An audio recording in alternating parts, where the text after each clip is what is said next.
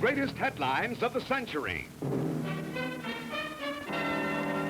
Dateline, Russia, November 7th, 1917. In a moment, the story.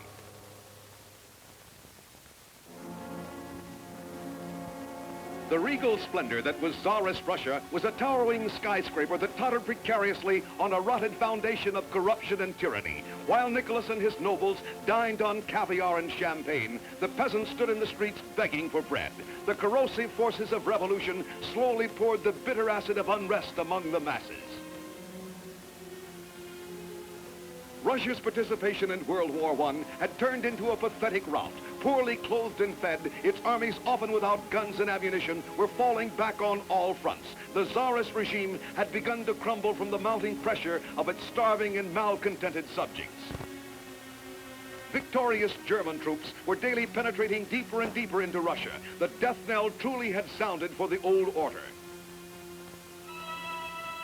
Then, beginning on March 9th, 1917, factory workers in the capital city of Petrograd staged a paralyzing strike. They demanded a living wage. They asked for bread for their hungry families. The Russian Revolution had begun. The many-headed monster of mob rule engulfed the city.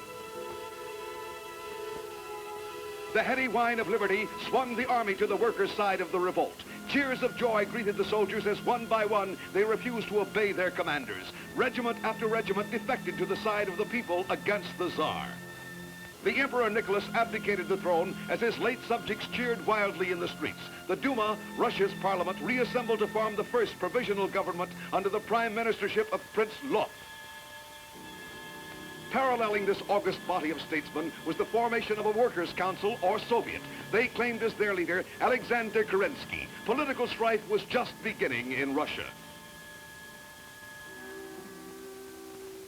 Arriving on the scene from his exile in Switzerland, Nikolai Lenin sensed that the time was ripe for his Bolshevik philosophy to claim the driver's seat of Russia's political future. The provisional government found itself without the strength needed to stem the tide of anarchism that saw the mobs running wild.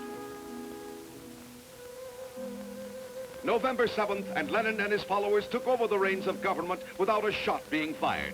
Deftly, the army had been won over to the Bolshevik side. With calm assurance, Lenin and his military aide, Leon Trotsky, now sued for peace with Germany. The fact that this move was an act of treachery to Russia's allies meant little or nothing to the Bolshevik leader. And as the world was to learn, treachery was to become the new Red Nation's stock in trade.